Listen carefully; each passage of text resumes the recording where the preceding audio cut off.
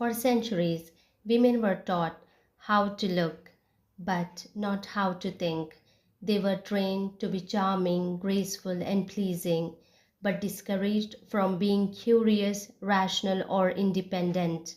And then, in the late 18th century, one woman asked a question so bold that it unsettled an entire society.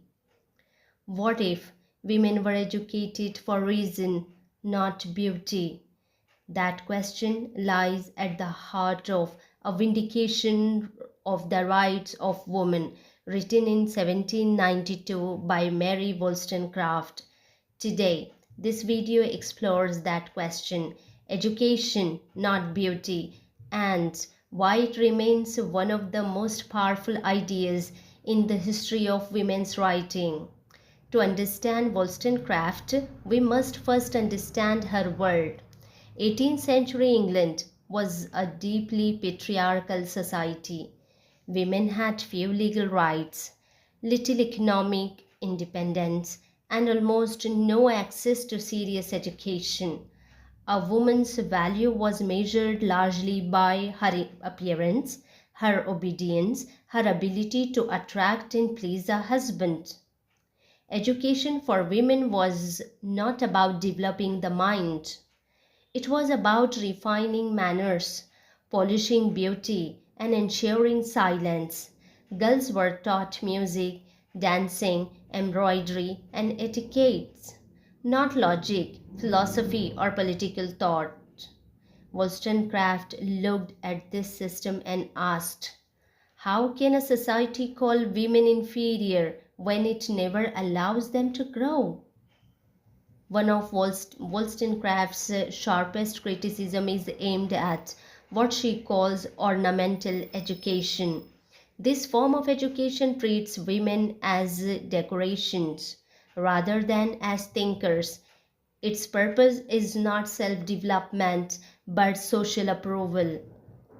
According to Wollstonecraft, such training produces women who are emotionally dependent, intellectually weak, morally fragile. Not because women are naturally so, but because they are made so. She famously argues that women are turned into spaniels and toys, trained to obey, trained to please, but never trained to reason. This is why she insists again and again the real problem is not women's nature, it is women's education. At the center of A Vindication of the Rights of Woman lies one powerful Enlightenment idea, reason, R-E-A-S-O-N, reason.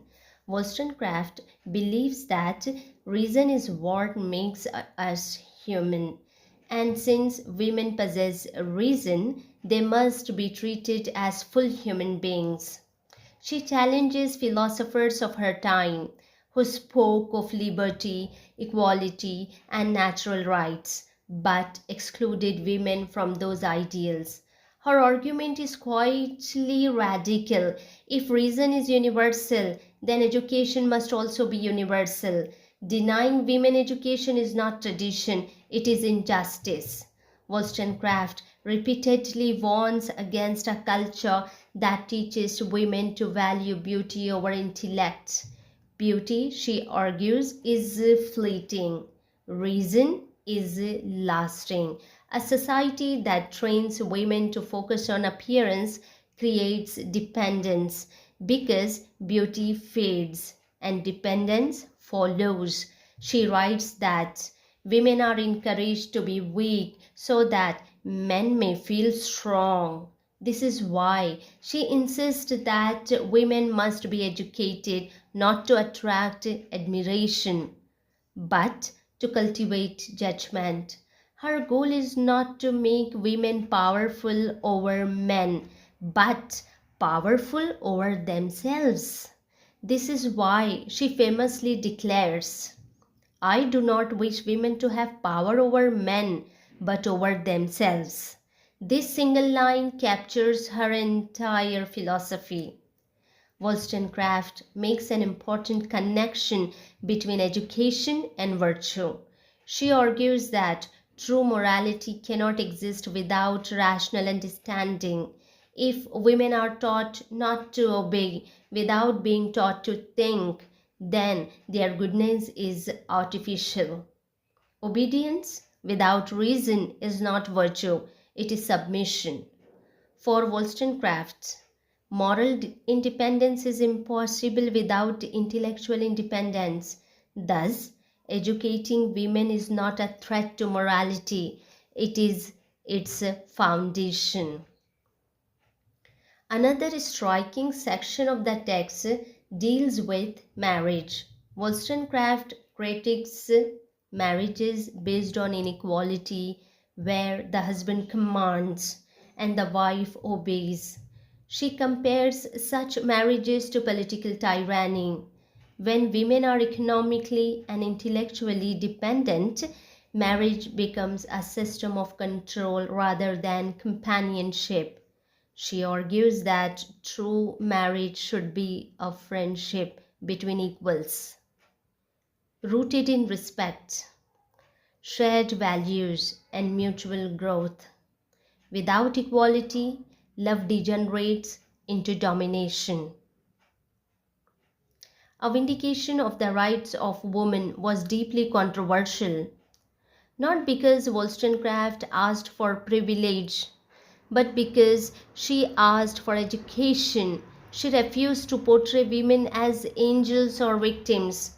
Instead, she demanded responsibility, reason, and discipline for women. This challenged religious authority, social customs, and male intellectual dominance. Her feminism was not sentimental, it was rational, demanding, and unsettling. 2 centuries later, Wollstonecraft's question still echoes. Why are women still judged more by appearance than intellect? Why is ambition praised in men but questioned in women? Why is emotional labor expected from women but rarely acknowledged? The emphasis may have shifted, but the pattern remains. Wollstonecraft reminds us that inequality often survives not through violence, but through education system and cultural expectations. Mary Wollstonecraft laid the intellectual foundation for modern feminism. She argued that women's liberation begins not with rebellion, but with education. Her work influenced later thinkers, reformers, and women writers who continued the struggle for intellectual equality. She did not demand for perfection for women, she demanded opportunity. Before we close, there is one important question worth asking. Mary Wollstonecraft, while critiquing women's oppression, refers to what she calls the Mohammedan era. She uses this term to discuss societies where women were denied rational education. But this raises a deeper question for us today. Was the denial of women's education truly rooted in faith or in patriarchy? If we turn to Islam's primary source, the Quran, we find something striking. The first command revealed to humanity is not addressed to men alone. It is not gendered, it is simply read. In Islam, knowledge is not optional, it is not decorative, it is a moral obligation upon every human being. The Prophet Muhammad, peace be upon him, declared that seeking knowledge is a duty for both men and women at a time when much of the world denied women even basic literacy. Historically, Muslim women were scholars, jurists, teachers, and transmitters of knowledge. What was denied to women in many so-called societies was not education commanded by the Quran, but education obstructed by the culture, by and patriarchy. And this is where Wollstonecraft's argument becomes global. Her fight was never against faith, it was against systems, religious or secular, that fear educated women. In that sense, Wollstonecraft and the Quran converge on a profound truth.